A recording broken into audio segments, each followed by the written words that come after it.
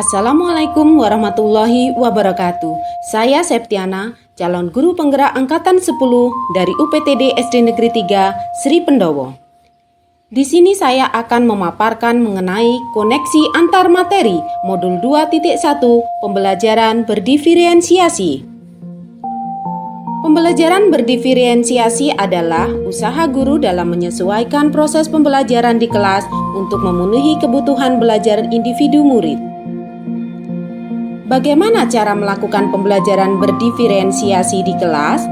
Langkah-langkah yang dilakukan yaitu menentukan tujuan pembelajaran, memetakan kebutuhan belajar murid, menentukan strategi dan alat penilaian yang digunakan, melakukan manajemen kelas yang efektif, melakukan penilaian yang berkelanjutan. Ada 3 aspek kebutuhan murid. Yang pertama, kesiapan belajar murid atau readiness. 2. Minat murid. 3. Profil belajar murid.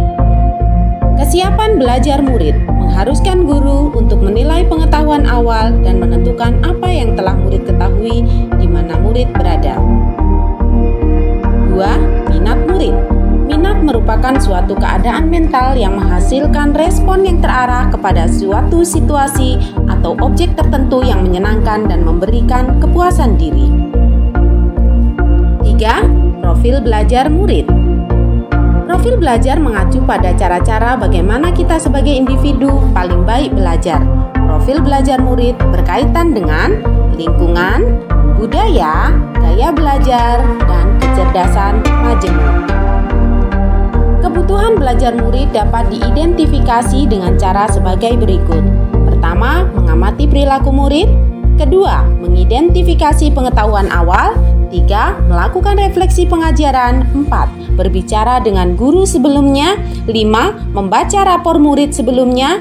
6. Melalui penilaian diagnostik dan formatif. Strategi untuk mendiferensiasi pembelajaran. 1. Diferensiasi konten. 2. Diferensiasi proses. 3. Diferensiasi produk. Diferensiasi konten berkaitan dengan apa yang diajarkan ke murid.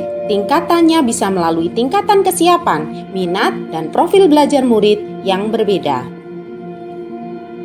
Diferensiasi proses, kegiatan yang memungkinkan peserta didik berlatih dan memahami atau memaknai konten dengan cara membedakan proses yang harus dijalani murid.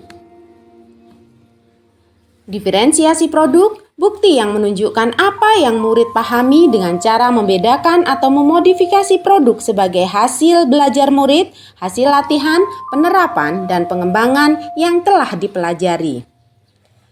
Adapun kaitan atau adakah keterkaitan antara modul 2.1 dengan modul lainnya? Tentunya ada.